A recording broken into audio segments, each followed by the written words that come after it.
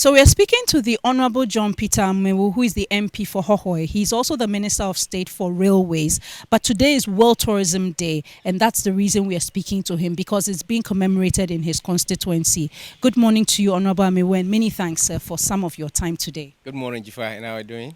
Not bad. Thank you for having us. It's been a long time since we met. Yes, but good to see you again. Nice to see you. Old friends are always the best. As usual. Yes. Take care.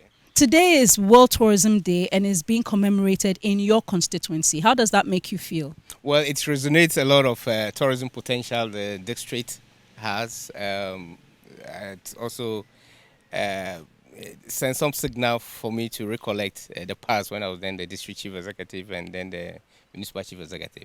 What about the tourism was quite significant during your time as municipal chief executive for Hohoe? One of the driving motive for the tourism within the Hohoe was the community-based ecotourism initiative that we introduced. And the promotion was quite intense. We had a collaboration with the Joy FM at that time, and I quite remember 2016, 2006, 2008. Before you get on the Joy FM, their website, www.hohoetourism bounds out, and we try to advertise all the potentials that we have. The district itself has a lot of community-based tourism potentials. You know of the Afajatu, the Blue Waterfalls. Then Hohoe extend down to the southern sections, so the Monkey Sanctuary and all those other tourist potential were highly marketed. Definitely, for instance, the falls that you see, there are two falls. You have the lower falls and the upper falls. I've been to the lower falls. We couldn't make it to the higher one. Try and do the upper falls. It's so beautiful, very neat, without trying to create a road from the other end to the upper falls through the Blitoji section. And there's also the Tagbo Falls. The Tagbo Falls also just in Afajato here. So the tourism actually drives growth. If you understand the principles of tourism, you realize that it's the one single largest economic trigger of growth that cuts across everybody, depending on how you market it. So marketing of tourism potentials in Hohoe and at large Volta region itself, it's a trigger for a growth in Ghana. By Volta region, I'm talking of Ghana. You just look at the ecology of Volta region. Anybody that you bring across this section of the country will tell you that we have a very beautiful Syrian, and I think you are quite aware. So we try to market the tourist potentials in collaborations with the Metropolitan, insurance company at that time. They have then insure some of our tourist sites. So, for instance, if you get to the waterfall and you are bitten by a snake, there's a room for you. If you are drawn in the river, we have all those triggers that make the tourism a bit safer. And the marketing of tourism itself, it's something that we are not doing as a country. Okay, let me put a pause on you there. I will come back to the marketing. So those are some of the things in your time as MCE. But now we see that the Volta region, there's an effort to reposition it as the next best stop for tourism. For a long time, we've seen people go to the central region, to the Ashanti region, and Accra. That's it. In terms of repositioning the Volta region as the best place for tourism, what do you want to tell people about what they should expect when they come here? Well, I don't think Volta region is the next or the best, the next place for tourism. But it is a place for tourism in Ghana. I mean, I expect people to see a lot of facilities, eco facilities in this part of the region. Especially in my constituency, as I mentioned, we have the highest, height, area here, which we call the Mountain Afajato, which is right here for us. We have the upper falls and the lower falls that we have here.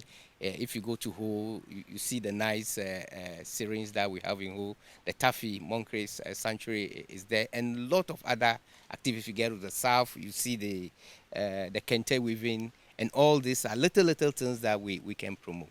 And that is why, for me in person, I've associated myself with the Volta Trade Fair. What they're trying to do together in collaboration with the region is to make sure that we showcase some of these activities. I always say that there's no way you can link business from tourism. The two must travel together. And as much as we have that, behind whatever we do, holding business and holding tourism, then we'll be able to achieve the growth that we expect. So Volta region itself has a huge potential. And I think collectively, irrespective of our political differences, if we begin to promote Volta region as an entity that belongs to our future generations to benefit, then of course we will be promoting Ghana in the long run, and people will be better off as they are now. There's a lot of passion for tourism in the Volta region. However, I see two major mitigating issues that we must address. There are two major issues that mitigate against our tourism passion, drive, and potential. It's bad roads and poor internet. Can you give us a view about what you know is being done to improve these? Because even if we have domestic tourists come and they cannot connect with their families, or they cannot send information back, or people come and the road is very bad and they cannot afford a four-wheel drive, it mitigates against growing this great potential we have. No, I perfectly agree with you. You know, traveling to tourist destinations, you need to get there comfortably, and you must also get there in a manner that will help you to tour the various sites, within the shortest possible time. Our road network, of course, as you said, it's quite bad. But it's also a fact that government has made it an agenda. The current government, the year 2020, as a year of road. Our Eastern Corridor, which is one of the major bottleneck that we have faced over several years. Currently, we have our own son, which is on the road, First Sky. Last week, I drove on that road. For about several years, more than 8 years, I've never used the straight route going to Accra. But last week when I came, I used the straight routes. First Sky is working on that route. So if we're able to fix the Eastern Corridor road, which is of course a major trunk road to the north, that is a way of linking the region to the other parts of the country. There are other small minor roads that we are working on. I'm lucky enough, Hohoe constituency, we've done a lot of road network. The Fodome, the Gledi, the Vli. I think you'll be going there today. You'll see for yourself that those roads to those tourist sites have been well tied and laid in a manner that makes traveling very easy. So yes, I agree, but I also want to make it on record and let you understand clearly that the Eastern Corridor route currently is being fixed, and we expect that within the next 2-3 years we should be able to complete that section at least, so that you can move from Hohoe, which is the last end of Volta region, the northern part of Volta region, and then get into OT, and maybe. then get to OT with our offspring. We haven't left them totally. We're still supporting them. Yeah, so that we can have that transportation linkages between the two regions. Yeah. On the occasion of World Tourism Day, what would you like to say to indigents of Hohoe who are hosting this event and to the country as a whole? First of all, to the chiefs, the elders, and then all the people living within the Hohoe constituency, I want to say a big congratulations. I also want to thank the organizers of this particular event for bringing it to Hohoe. It's out of no reason that Hohoe is selected. Well, maybe Hohoe is selected because of its potentials that exist. The signals it's sending to us is that we must be able to maintain these potentials. Ecotourism potentials need to be cultivated and maintained. So my word of advice to the people in these tourist destinations is to make sure that we protect them, especially the environment.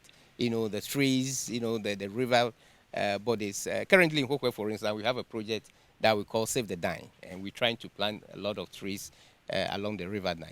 We need to protect the environment, and by protecting the environment, you are building on your tourism potentials.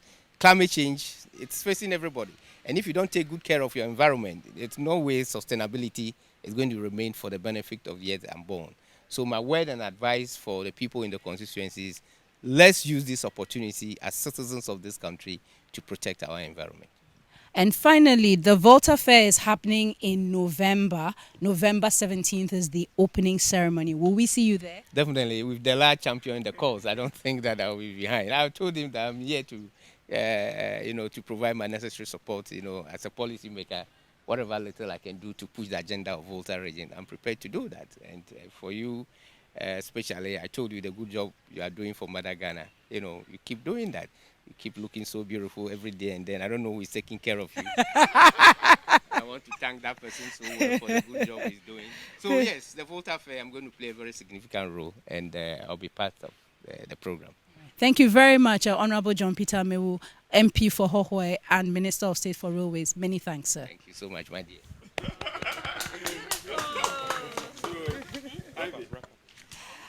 So you've been listening to the Honorable John Peter Amewu. He's the MP for Hohoe and also the Minister of State in charge of railways. And he will be at today's World Tourism celebrations, which is happening at Lee, which is where there'll be the larger Durbar of chiefs and people and other tourism officials. So do join us. My name is Jifa Bampo.